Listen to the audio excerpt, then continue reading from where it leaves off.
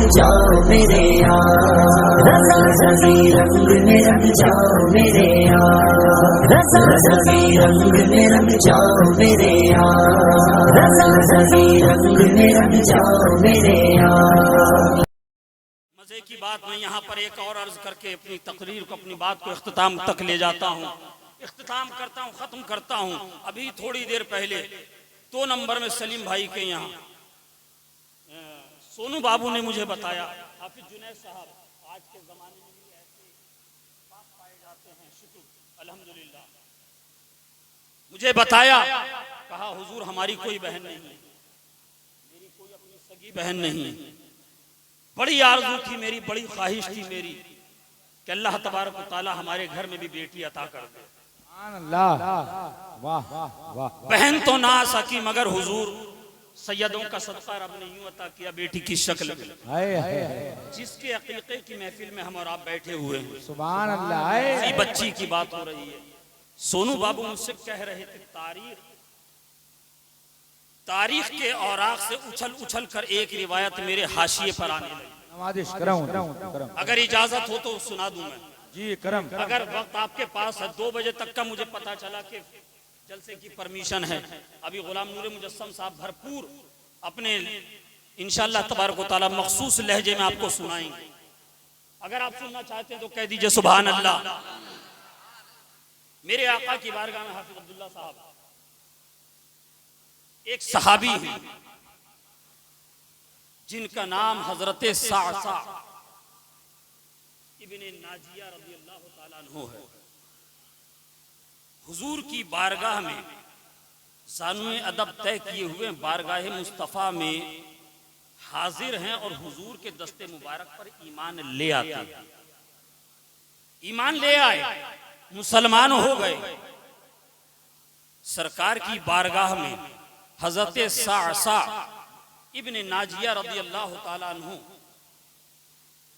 अर्ज करते हैं कि या रसूल अल्लाह, मेरे माँ बाप आप पर कुर्बान, अल्लाह के हबीब, मैं आपसे कुछ अर्ज करना चाहता हूँ, कुछ पूछना चाहता हूँ। आका इरशाद फरमाते हैं, साअसा पूछो, क्या पूछना चाहते हो?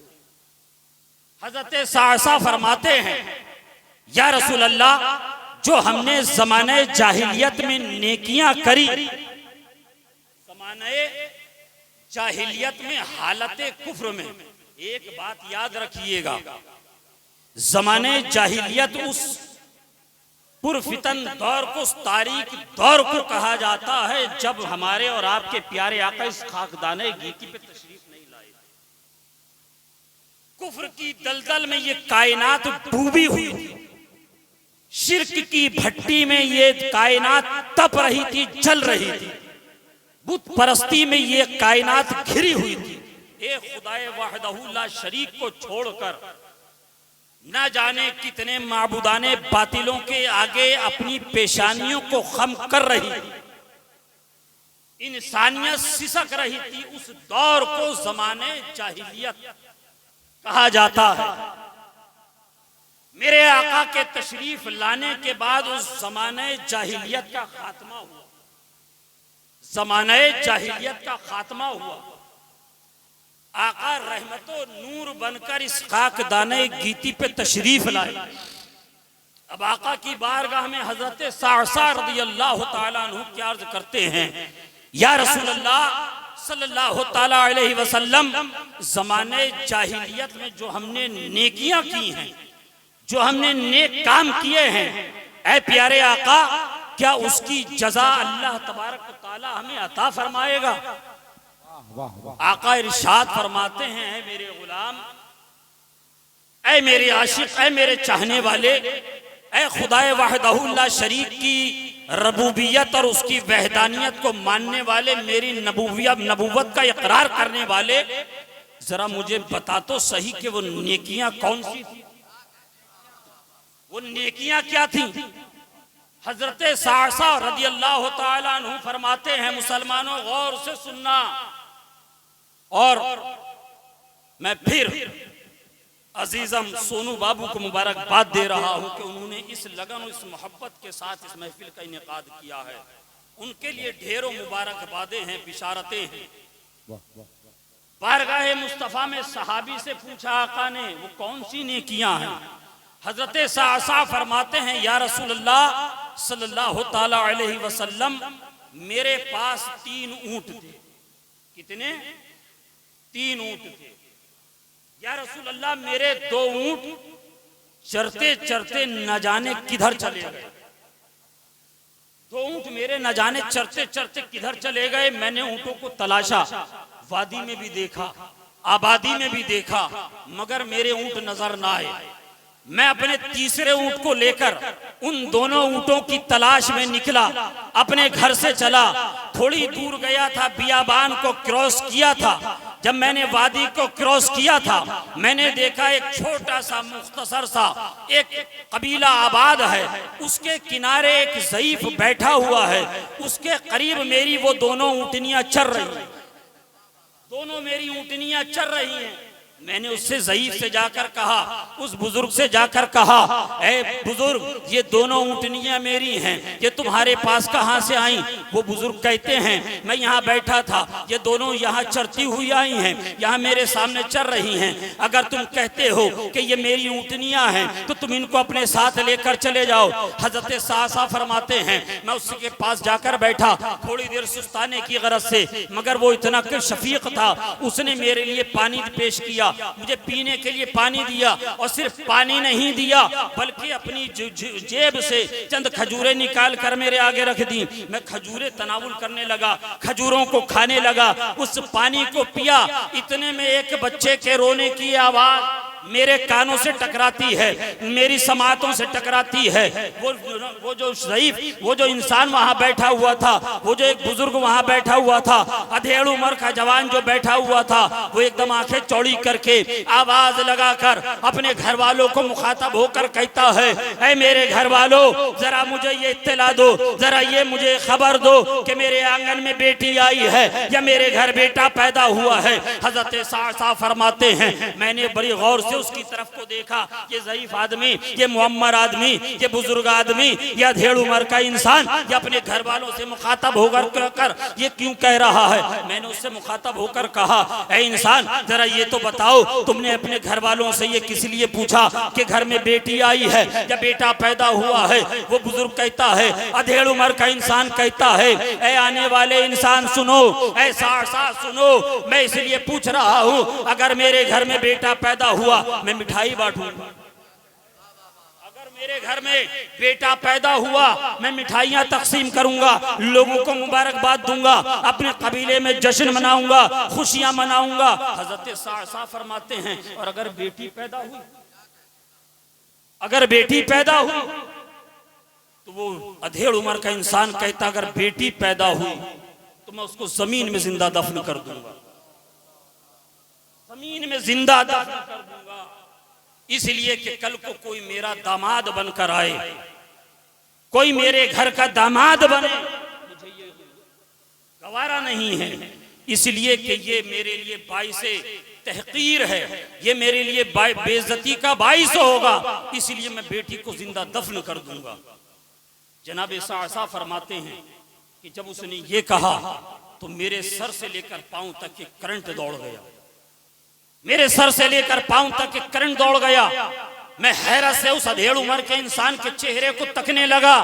मैंने कहा, जरा अपने घर में मालूम तो करो क्या हुआ है, अगर बेटा पैदा हुआ तो बताओ, अगर बेटी पैदा हुई है तो मुझे बताओ।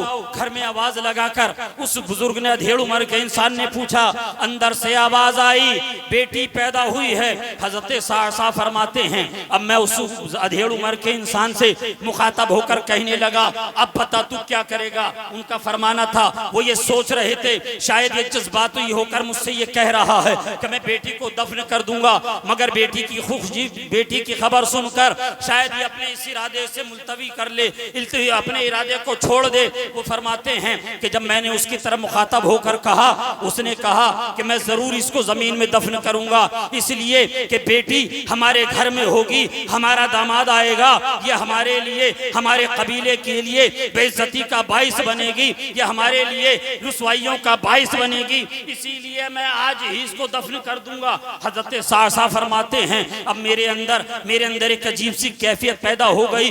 मैंने कहा ऐ ढेर उम्र के इंसान, तू जो बेटी को दफन करने जा रहा है, क्या एक सौदा मुझसे करेगा? ऐसे भी तू इसको दफन कर देगा, इससे तुझे कुछ हासिल नहीं होगा, इससे तुझे कुछ मिलेगा नहीं। वह ढेर उम्र का इंसान कहता है किया। कैसा सौदा, कैसा सौदा। हजरत सासा फरमाते हैं मैंने कहा कि ये जो मेरे दोनों ऊंट अभी चरते हुए तेरे पास आए हैं, ये दोनों ऊंट तुम ले लो, ये दोनों ऊंट तुम रख लो, मगर अपनी बच्ची को मुझे दे दो।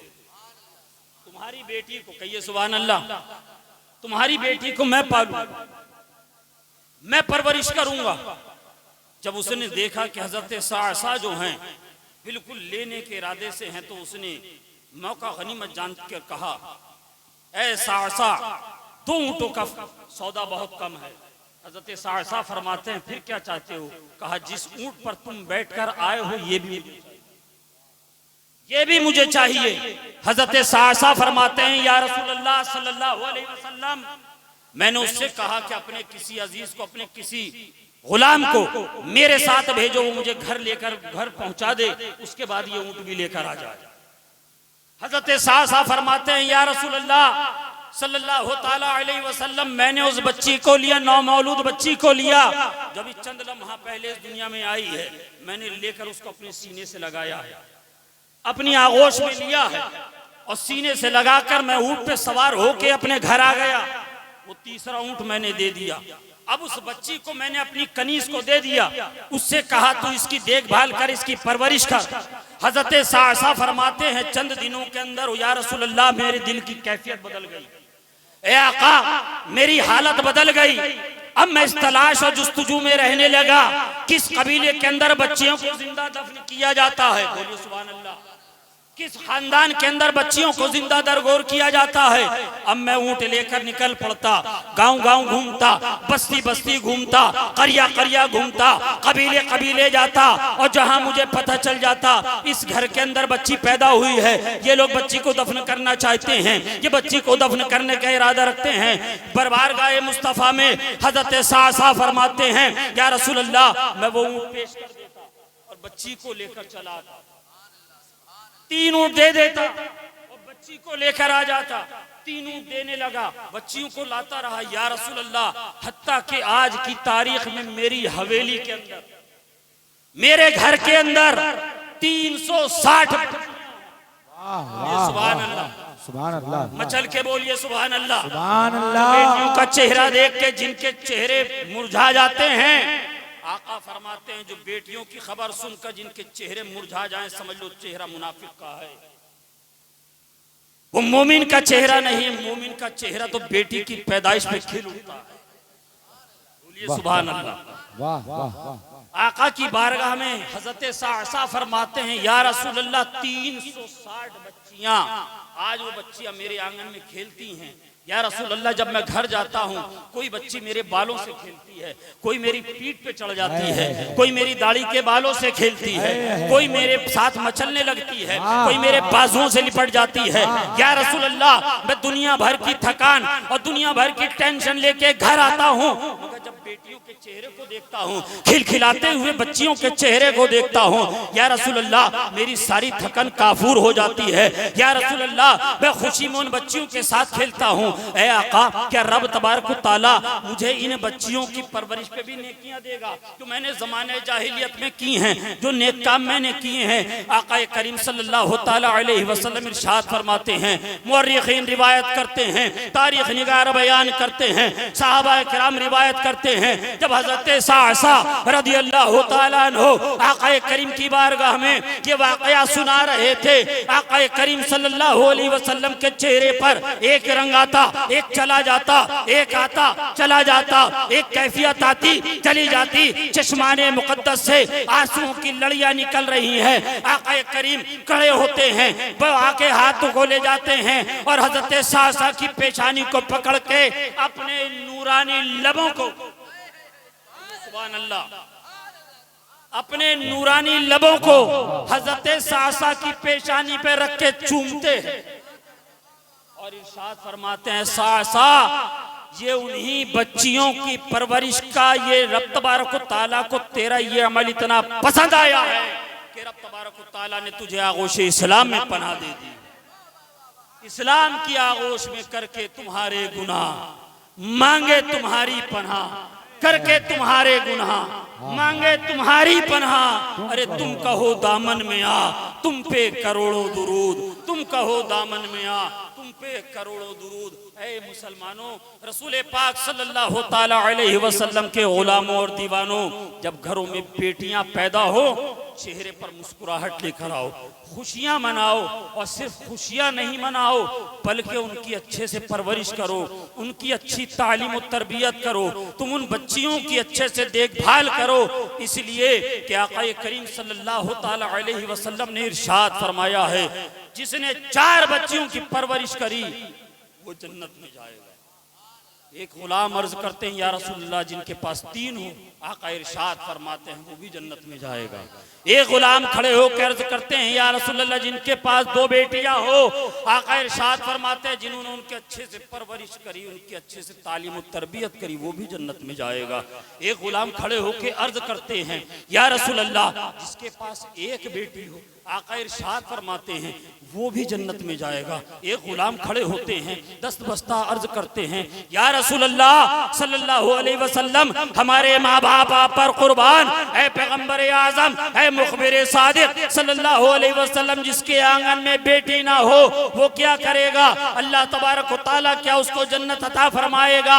आका इरशाद फरमाते हैं जिनके घरों में बेटियां पैदा ना हो मगर वो बेटी की आरज़ू रखता हो, बेटी की ख्वाहिश रखता हो, बेटी की तमन्ना रखता हो, बेटी की आरज़ू रखता हो, तो अल्लाह तबारक व तआला इस आरज़ू और तमन्ना की वजह से उसको भी जन्नत। मुसलमानों, अपने घरों में बच्चियों की अच्छी परवरिश करो, अच्छी तालीम और तरबियत करो। उनके लिए जल्द से जल्द जब वो जवान हो जाएं, हद बुलूग को पहुंच जाए, उनके लिए अच्छे और नेक रिश्तों की तलाश करो, उनको उनके घर रुखसत कर दो। अल्लाह तबारक व तआला हमें और आपको कहने से ज्यादा अमल की तौफीक अता फरमाए। आमीन। अस्तगफिरुल्लाह रब्बी मिन कुल्ली ज़ंबि व तूबू इलैहि व आखिरु दावाना।